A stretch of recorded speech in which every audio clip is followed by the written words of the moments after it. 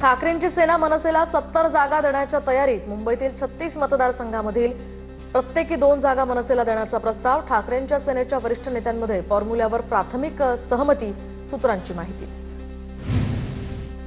तर दिल्लीचेही बूट चाटतो, मुजरे करतो अशा शब्दात उद्धव ठाकरेंनी शिंदेंवर टीका केली आहे। हुजरेगिरी करणारे बाळासाहेबांचे विचार काय पुढे नेणार? ठाकरेंचा हल्ला बोल तर आम्ही मुंबई पालिका जिंकणारच, ठाकरेंकडून विश्वास व्यक्त। विधानसभेमध्ये महायुती जिंकली तशीच आगामी निवडणुकीत सुद्धा जिंकेल। आता स्थानिक स्वराज्य संस्थांच्या निवडणुकीत सुद्धा महायुतीच जिंकणार, उपमुख्यमंत्री शिंदेंकडून विश्वास व्यक्त। दोन्ही ठाकरे एकत्र येण्याची भीती मुंबई पालिकेत दिसेल। ठाकरे बंधू एकत्र आल्यामुळे भीती दाखवली जाते का, या प्रश्नावर अमित ठाकरेंचं उत्तर। शिंदेंच्या नाराजीनंतर सुद्धा केंद्रीय नेतृत्व महाराष्ट्र भाजपच्या पाठीशी, पक्ष बांधणीचं काम सुरू ठेवा। महायुतीच्या नाराजी नाट्यानंतर केंद्रीय नेतृत्वाच्या सूचना, सूत्रांची माहिती।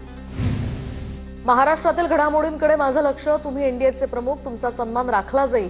भाजप नेत्यांच्या तक्रारीनंतर शहांचं शिंदेंना आश्वासन, सूत्रांची माहिती।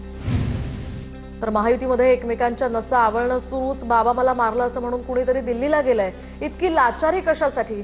शहा आणि शिंदे भेटीवरून उद्धव ठाकरेंचा खोचकटोला। एकनाथ शिंदेंमध्ये दम आहे तर त्यांनी त्यांचा पक्ष वाढवावा। आधी शिंदेंनी गद्दारी केली, आता त्यांच्यामध्ये गद्दारी होते। अंबादास दानवेंचीही शिंदेंवर टीका।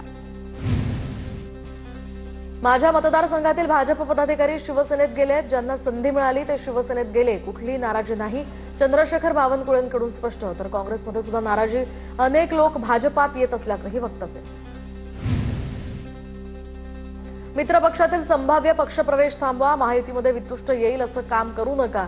अमित शहांसोबतच्या भेटीनंतर शिंदेंचे मंत्री आणि पदाधिकाऱ्यांना आदेश, सूत्रांची माहिती। महायुतीतल्या वरिष्ठांचे आदेश झुगारत, स्थानिक पातळीवर नेत्यांच्या कुरघोड्या सुरूच। जामनेरमधील शिंदेंच्या 2 महिला उमेदवार निवडणुकीतनं माघार घेत भाजपात, तर हिंगोलीमध्ये भाजपच्या उमेदवाराकडून अर्ज मागे घेत शिवसेनेत पक्षप्रवेश। आम्ही महायुतीसाठी प्रयत्न केला, मात्र तो यशस्वी झाला नाही। युती तोडण्यासाठी भाजपच्या वरिष्ठ पातळीवरून निर्णय, निलेश राणेंची टीका। तर कणकवलीमध्ये नगर परिषदेच्या निवडणुकांमध्ये राणे बंधू आमने-सामने। काही नेत्यांमुळे आमच्या कोकणाचं नाव बदनाम, कोकण हा सांस्कृतिक थोरा मोठ्यांचा आदर करणारा प्रांत, मात्र काही लोकांमुळे कोकणातल्या परंपरेला कलंक लागला। भास्कर जाधवांची राणे पितापुत्रांवर टीका। उमेदवारी अर्ज बाद झाल्यानंतर उज्ज्वला थिटेंची कोर्टात याचिका दाखल, अर्ज मुद्दाम बाद करण्यात आला, उज्ज्वला थिटेंचा आरोप। तर अनगर नगराध्यक्षपदासाठी थिटेंनी केला होता अर्ज।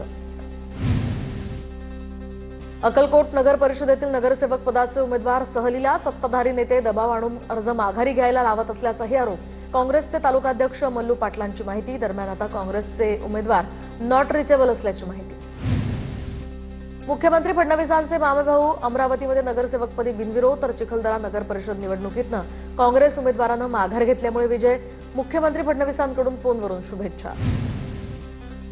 गिरीश महाजनांच्या पत्नी साधना महाजनांची सुद्धा जामनेरच्या नगराध्यक्षपदी बिनविरोध निवड। विरोधी पक्षातल्या 3ही उमेदवारांनी अर्ज मागे घेतल्यामुळे साधना महाजन विजयी। रत्नागिरीमध्ये शिवसेना नेते रामदास कदम, गृहराज्यमंत्री योगेश कदम आणि वैभव खेडेकर यांची बंद दाराआड चर्चा।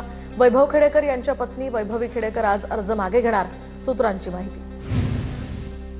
अंबरनाथ नगरपालिका निवडणुकीपूर्वीच भाजपला मोठा धक्का। छाननी प्रक्रियेदरम्यान भाजपच्या 17 उमेदवारांचे अर्ज अवैध, तर शिवसेनेचे 8, राष्ट्रवादी 5 आणि काँग्रेसच्या 4 उमेदवारांचे अर्ज अवैध। उमेदवारी नाकारल्यामुळे रत्नागिरी नगरपालिका निवडणुकीमध्ये भाजपच्या पदाधिकाऱ्यांचं नाराजी नाट्य। भाजपच्या प्राजक्ता रुमडे आणि निलेश आखाडे यांचा राजीनामा, तर दोन्ही पदाधिकारी अपक्ष म्हणून निवडणुकीच्या रिंगणात। चंद्रपुरातील नवापूर नगरपालिकेसाठी अपक्ष उमेदवार विश्वास बडोगे यांच्याकडून जोरदार प्रचाराला सुरुवात। माजी आमदार शरद गावित यांच्या नेतृत्वामध्ये विश्वास बडोगे हे निवडणुकीच्या रिंगणात। पुणे जमीन गैरव्यवहार प्रकरणी शीतल तेजवानीची 4.5 तास चौकशी, तर खारगे समितीसमोर आपलं म्हणणं मांडण्यासाठी अंजली दमानिया मंत्रालयात। पुणे जमीन गैरव्यवहार प्रकरणी अमेडिया कंपनीचे भागीदार दिग्विजय पाटलांना मुदतवाढ, म्हणणं मांडण्यासाठी 28 नोव्हेंबरपर्यंतचा कालावधी। पुण्यातील मुंढवा जमीन व्यवहार प्रकरणामध्ये 275 जणांचे जबाब नोंदवले जाणार। या प्रकरणामध्ये 275 जणांना काही मोबदला दिला गेलाय का, त्यांना हक्क कसा देण्यात आला, या दृष्टीनेही तपास सुरू। मालेगावातील चिमुकलीच्या अत्याचार आणि हत्येप्रकरणी आरोपीला 27 नोव्हेंबरपर्यंत कोठडी, तर कोर्टाच्या आवारामध्ये संतप्त महिलांनी रास्ता रोको केल्यामुळे व्हीसीद्वारे कोर्टात हजेरी, तर आरोपीला आमच्या ताब्यात द्या, या महिला आक्रमक.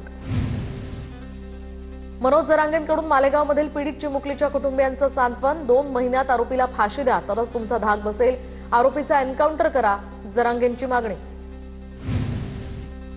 चिमुकलीवरील अत्याचार आणि हत्ये प्रकरणावर आज मालेगाव बंदची हाक, कडकडीत बंद पाळत अत्याचार प्रकरणाचा निषेध व्यक्त केला जाणार. मालेगाव कॅम्प रोडवर नागरिक आक्रमक, चिमुकलीची हत्या करणाऱ्या आरोपीला फाशी द्या, नागरिकांकडून कॅम्प रोडवर घोषणाबाजी. मालेगावमधील अत्याचाराविरोधात येवल्यामध्ये निषेध मोर्चा, सराफ सुवर्णकार असोसिएशनच्या वतीनं सराफा बाजार बंद ठेवत मूक मोर्चा, आरोपीला फाशीचीच शिक्षा द्या, मोर्चातनं सराफा व्यापाऱ्यांची मागणी. मालेगाव अत्याचाराच्या घटनेचा अमरावतीमध्ये सुद्धा तीव्र निषेध, रवी राणांच्या स्वाभिमान संघटनेच्या वतीनं आरोपीच्या फाशीची मागणी. मालेगावात चिमुकलीवर झालेल्या अत्याचाराच्या निषेधार्थ साक्रीतील दहिवेलमध्ये कॅन्डल मार्च, आरोपीला त्वरित फाशीची शिक्षा देण्याची नागरिकांची मागणी. सांगलीतील 10वीच्या विद्यार्थ्याची दिल्लीमध्ये आत्महत्या, शिक्षकांच्या त्रासाला कंटाळून जीवन संपवलं, दिल्ली सरकारच्या आदेशानंतर कोलंबस शाळेच्या 4 शिक्षकांचं निलंबन.